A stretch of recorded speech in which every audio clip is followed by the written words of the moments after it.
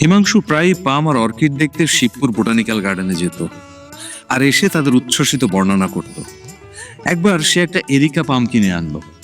খুব ছোট নয়, মাঝারি গোছের মাটির টবে বসানো, কিন্তু এমন সুন্দর, এমন সতেজ গাছ বাজারে সাধারণত দেখা যায় না। সে সন্ধান করে করে দমদমায় কোনো বাগানের মালিককে ঘুষ দিয়ে সেখান থেকে একটা কেনে। কলকাতার মেসের বারান্দায় গাছ বাঁচিয়ে রাখা যে কত শক্ত কাজ, যাদের অভিজ্ঞতা আছে তারাই সহজে বুঝতে পারবেন। গোবি মরুভূমিতে গাছ বাঁচিয়ে রাখা এর চেয়ে সহজ।